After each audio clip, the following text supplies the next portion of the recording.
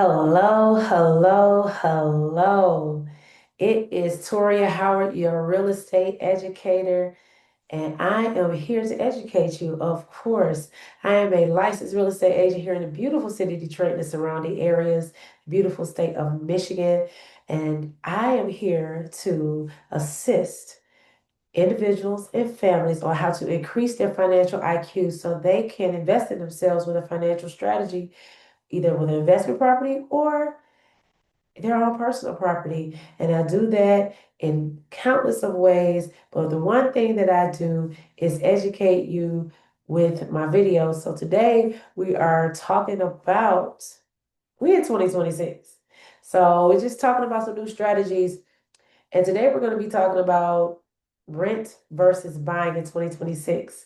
The numbers nobody breaks down for you, and we're going to break them all the way down here today. So get your notepad out, your phone, take some notes, screenshots, screen record, whatever that is that you need to do. But today is the day that you really need to understand the numbers behind buying versus renting. Okay. So let's get into it. If you're renting and waiting for the perfect time, I want to show you the numbers that might change your mind. So, a lot of people are afraid of buying because of maintenance and upkeep and these different things. But if you have a financial strategy and you keep up your maintenance and make sure that you're doing those type of things, not your own, you're not doing, home improvement projects yourself, but if you're maintaining, this won't be a hard thing for you. So let's talk about some real numbers, right?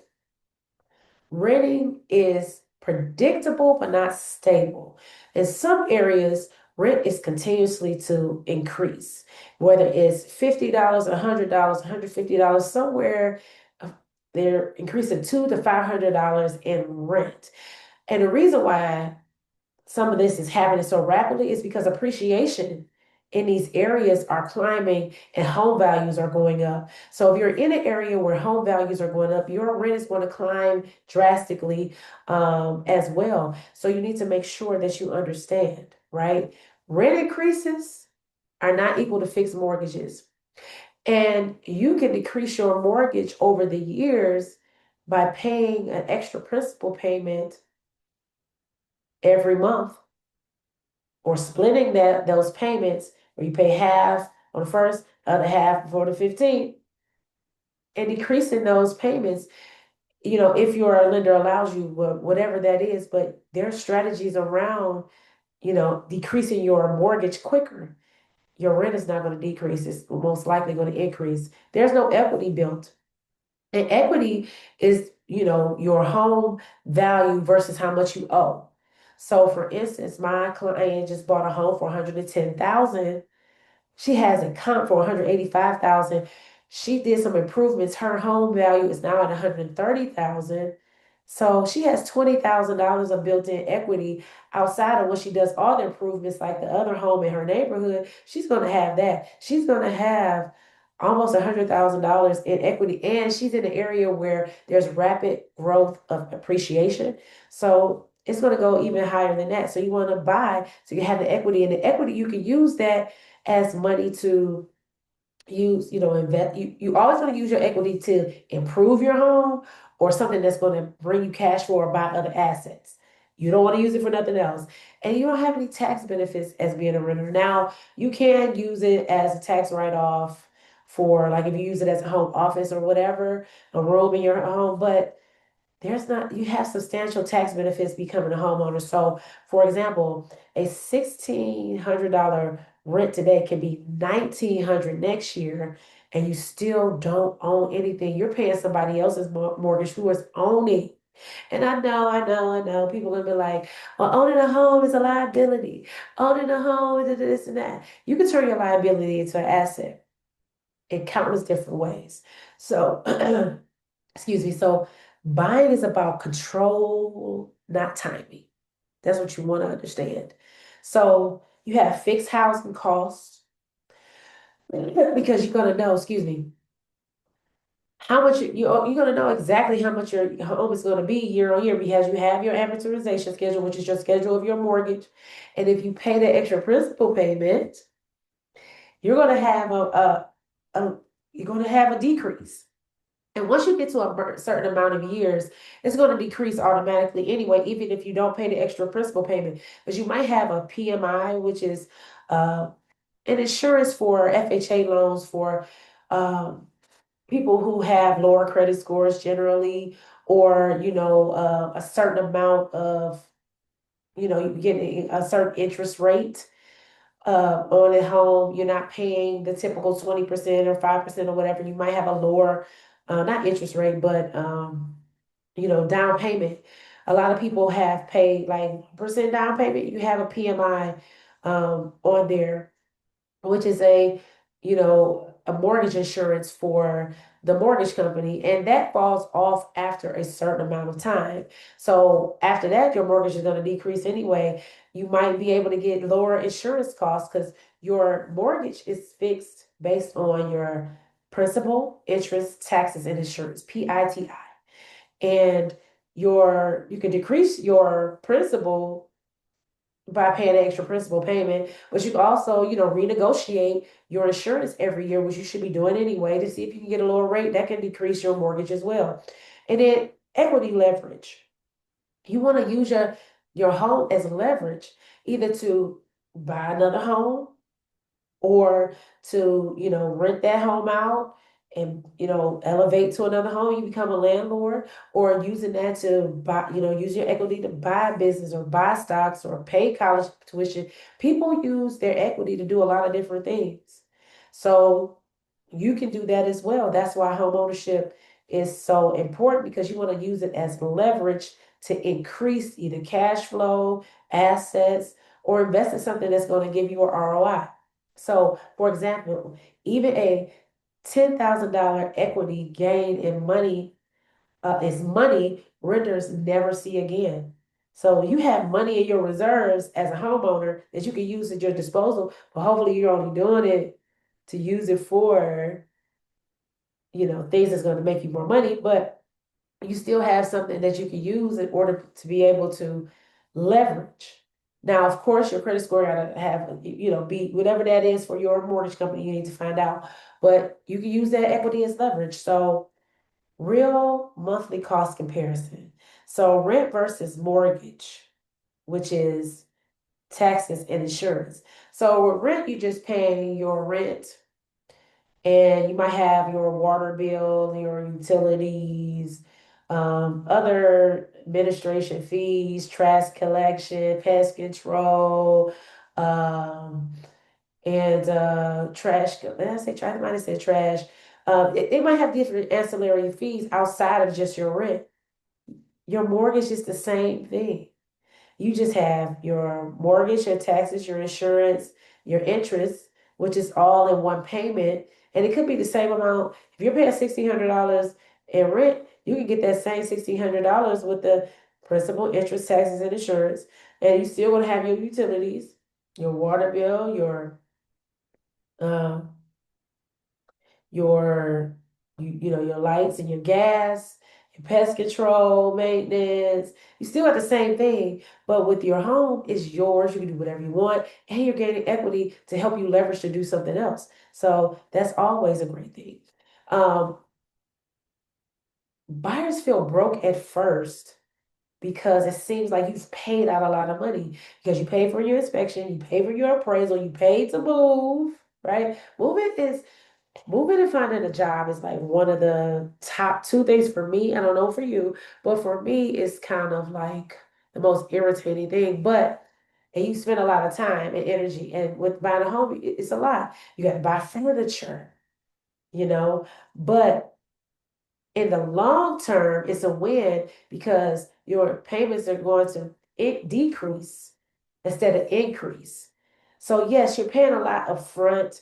You're doing a lot on the front end, but that back end, you're going to be, it's going to be easier because you're going to get the hang of it. You done got everything that you need for the house.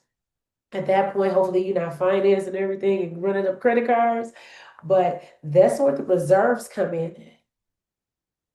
So when you're a year out, 6 months out, even 3 months out, especially around tax season, have you some reserves for your the home essentials that you want to buy, your furniture, your TVs, your, whatever. And then, you can, and then the thing is, people want to fill up the house like as soon as possible.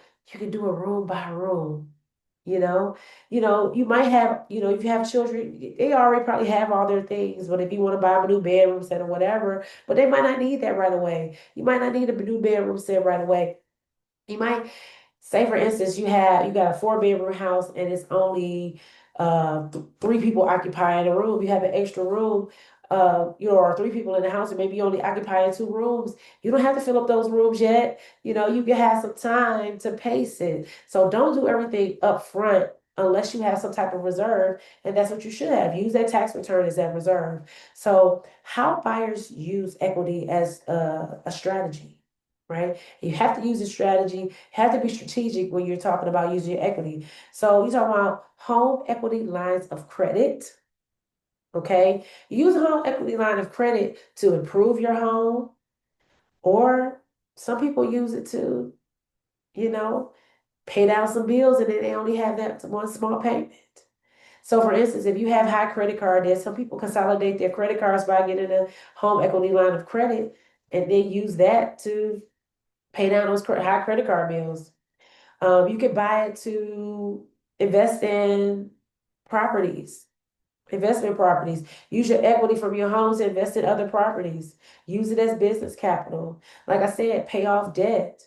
So you can use it. The home equity line of credit is used to basically, improve your home. So if you say you want to upgrade your kitchen, your bathroom, your basement, because we have basements here, you can use a home equity line of credit. If you want to purchase a investment property, not only can you use your personal property as leverage because and you can get more money from the bank because you have something to collateralize, use as collateral, plus using your equity, that will help you be able to buy an investment property. Hopefully you're buying multiple units. You can still use, this is just a little bonus tip. Say you got an FHA loan for your home. You can refinance that, put it in a conventional loan, and then use another FHA loan to buy your investment property with the money and the down payment from your equity. So it's so many different strategies that you use. You can use your equity to invest in stocks. I know people have done it, you know. So it's used to generate more cash flow and more assets for you. If you want to start a business, you can use your equity to do that. So it's ways you can do it. So education must come first in anything that you do, but especially with buying a home. So, buying without education is how people become house poor. You do not want to become house poor. Education is why pathways to keys exist. That is my new community that I am bringing forth to you. So, Pathway to Keys is a community that I am bringing forth, and it is for your educational purposes. And you can stay on as long as you want because not only do I walk you through the buying process, but also the home ownership process on how to turn that liability into an asset. So, it's not just for first-time home buyers, it's also for homeowners. And when you become a homeowner, I give you a personalized roadmap, not just generic advice, but personalized roadmap that will help you along your path.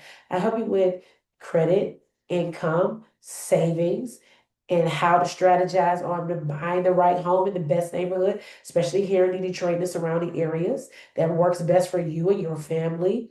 Now, if you are not in Detroit or in Michigan, I can still assist you because of the fact that I know real estate agents all across this country and I know the financial strategy that you need in any market. So you can definitely use it. I help you and I show you how the grants and down payment assistance works, and I give you a personalized strategy on how to move. And with my ebook, Journey to Your Castle, that's already available, that will help you go from concept to mindset because your mindset has to change. And it's a little bit smaller and tighter, all the way to the closing table. But my baby, my book, Keys to Your Castle, is going to show you how to transform your whole entire thinking when it comes to home ownership.